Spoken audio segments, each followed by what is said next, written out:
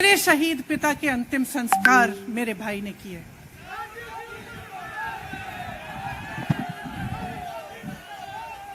सुनिए,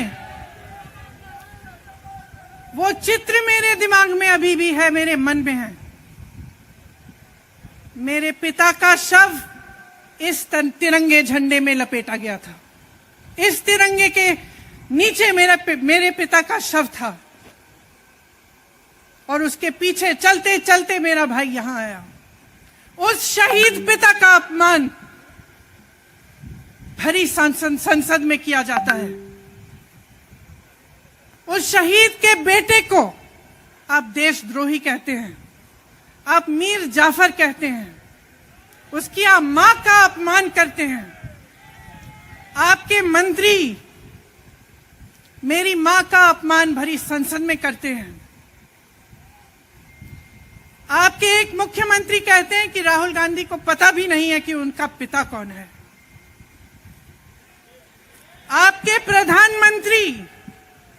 प्रधानमंत्री भरी संसद में खड़े होकर कहते हैं कि ये परिवार नेहरू नाम को इस्तेमाल क्यों नहीं करता।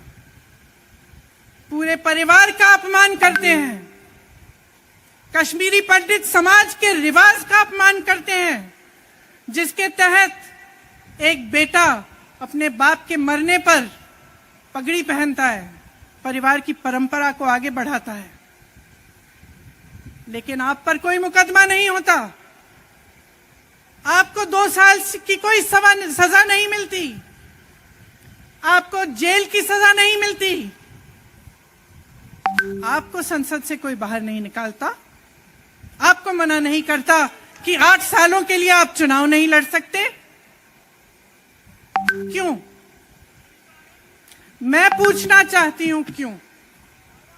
आज तक हम चुप रहे हैं, हमारे परिवार का अपमान करते गए। मेरे भाई ने क्या कहा? संसद में वो मोदी जी के पास गए और उनसे गले लगे। मेरे भाई ने कहा, मैं आपसे नफरत नहीं करता हूं, मेरे दिल में आपके लिए कोई नफरत नहीं है, हमारी विचारधारा अलग है, लेकिन हमारी नफरत की विचारधारा नहीं है। तो मैं पूछना चाहती हूं, एक आदमी का कितना अपमान करोगे? कितना अपमान करोगे? क्या यही है इस देश की परंपरा?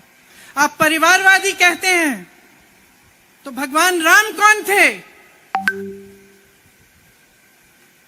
भगवान राम को वनवास में भेजा गया, उन्होंने अपने परिवार, अपनी धरती के प्रति अपना धर्म निभाया। क्या भगवान राम परिवारवादी थे? क्या पांडव परिवारवादी थे कि वो अपने परिवार की संस्कारों के लिए लड़े?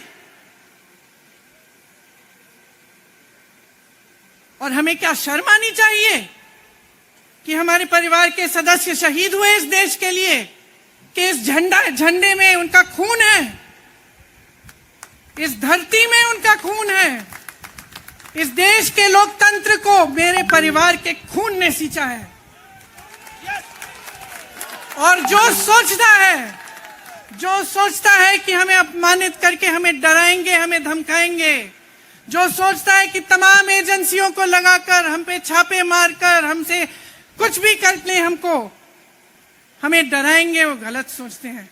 हम डरने वाले नहीं हैं। हम और मजबूती से लड़ेंगे। हम इस देश के लोकतंत्र के लिए कुछ भी करने के लिए तैयार हैं। इस देश के लोकतंत्र को, इसकी नींव कांग्रेस पार्टी के महान महापुरुषों ने डाली है।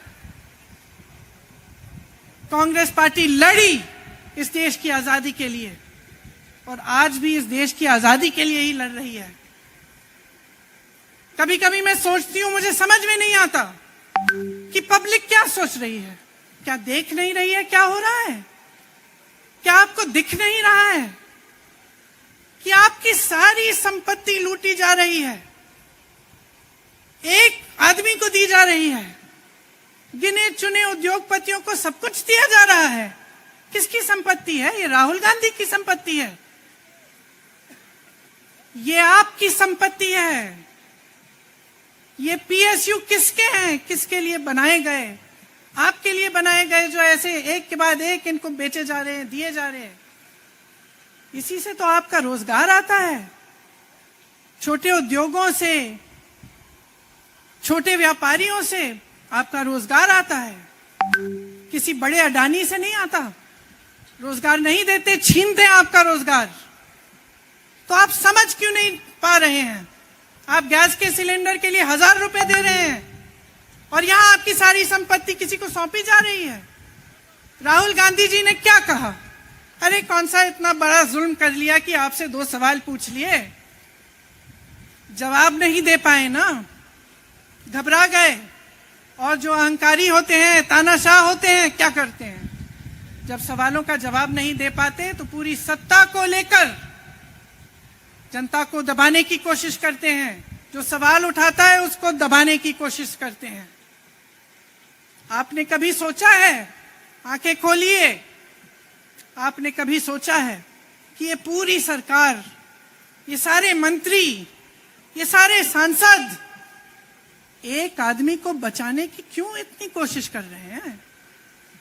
इस अडानी में है क्या कि इसको आप सारी संपत्ति दे रहे हो देश की?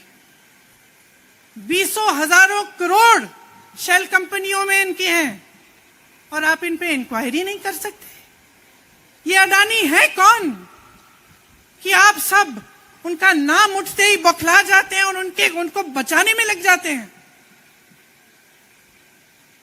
देखिए, आप इस देश के देशवासी हैं। ये देश आपका है, ये लड़ाई आपकी है। आज तमाम नौजवान बेरोजगार क्यों हैं? हम इश्तिहार तो देख रहे हैं, होर्डिंग देख रहे हैं, मदर ऑफ डेमोक्रेसी लिखा है। कहते हैं कि हमारी अर्थव्यवस्था बहुत तेजी से आगे बढ़ रही है, तो इतने नौजवान बेरोजगार क्यों हैं? तो जहां जहां हम जाते हैं बेरोजगार नौजवान क्यों दिखते हैं? इतनी महंगाई क्यों है? इतनी महंगाई क्यों है? क्या आप इतने बड़े काम कर सकते हो लेकिन एक गैस सिलेंडर का दाम कम नहीं कर सकते? आप छोटे व्यापारियों की मदद नहीं कर सकते? आप रोजगार नहीं बनवा सकते? तो फिर आपकी सरकार किस काम की है? लोगों को दबाने के लिए है या अडानी जी को आगे बढ़ाने के लिए है? तो आज ये समय आ गया है कि हमें गंभीरता से सोचना पड़ेगा। ये सरकार पूरी कोशिश करती है कि आपका ध्यान भटकाया जाए। अब आप सोचिए, कन्याकुमारी से कश्मीर तक एक आदमी चला, उसके साथ लाखों लोग चले। क्या पैगाम लेके चला? किस लिए चला? उसके दिल में क्या भावना थी कि लाखों लोग देश भर से उससे जुड़ के चले? समता, एकता की भावना थी। आज आपके सारी मीडिया, आपके सारे मंत्री, आपके सारे सांसद, आपके सारे कार्यकर्ता कह रहे हैं कि राहुल जी ने